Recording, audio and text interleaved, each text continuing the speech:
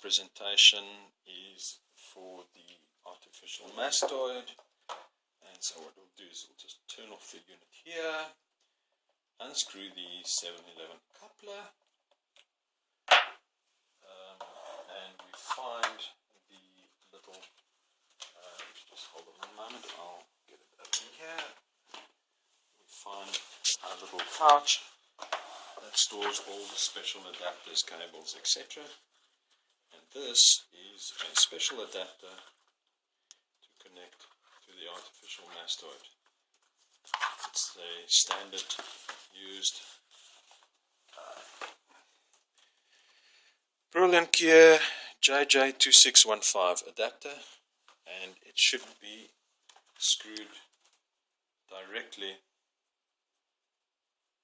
in place of the microphone. Since I'm right-handed, I should be doing this the other way around. There we go, carefully thread that. Can't afford any cross threads at this stage. And our micro dot connector would then be plugged in there. This will go directly to the mastoid. There's of course the temptation to make an error and assume that one could plug the mastoid directly in here. That is not to be done. That is not a high impedance input any longer. This is a direct input. The high impedance input is through this amplifier, preamplifier, and this unit, acting as a front end.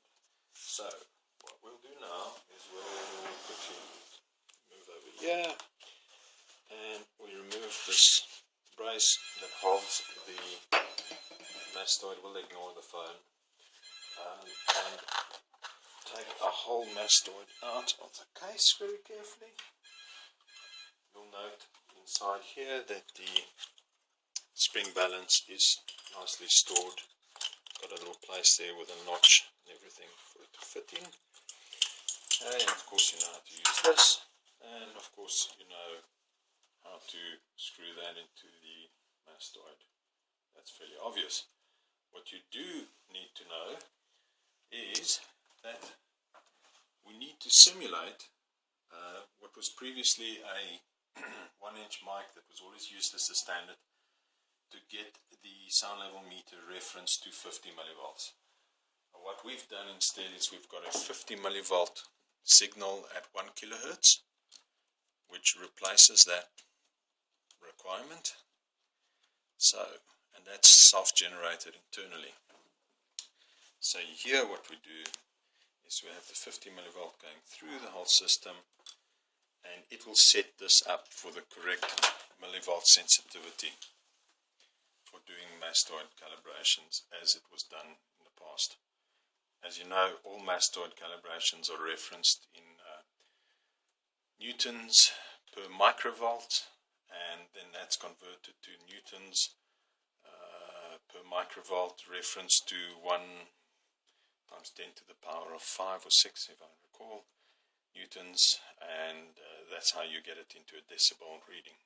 I'll provide you with a table of how to do the conversion for this specific mastoid.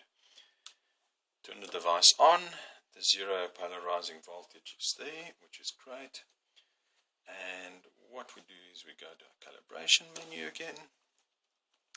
We move over, enter, and we select the ACM 800 bone reference calibration over there. Say yes, enter, and it will now look for a 94 dB signal for calibration purposes. We see here that our reference source is generating 1 kilohertz. Obviously there's an allowable tolerance. It's not a digital source, it's an analog source, but it's well within the required tolerance, and our 50 millivolts is now coming into this device, and we will calibrate that 50 millivolts to read 94 dB at 1 kilohertz. So press calibrate. Have I actually gone on to the, I need to just move the cursor up. Press calibrate, and we have a delta, measure difference 13 dB, that's fine. Say yes, calibration outside, save anyway. That was a reasonable thing to happen. We were happy with that.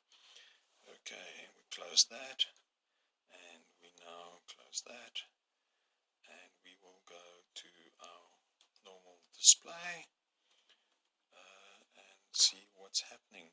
There is our, in this case of course, 1 kilohertz signal and 94 dB. So this is now set up to do bone conduction or bone mastoid calibrations. So all we need to do now is, you could turn this off if you're really cautious type, and you could then screw that into your mastoid, and away you are ready to fire away. One curious thing, which perhaps some people don't know what this particular arm is for, this is for adjusting the, measuring the height of the back and front of this arm when you have a conductor in that position and everything has been set up, strictly speaking, with your correct amount of newtons, which, if I remember correctly, is 540 grams, which is 5.4 newtons. I think that's what it is.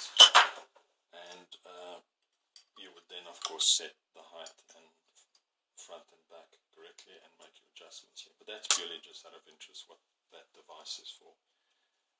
If the airlines don't allow you to transport that here, you may have to find an alternative place. They may decide that this is a sharp object.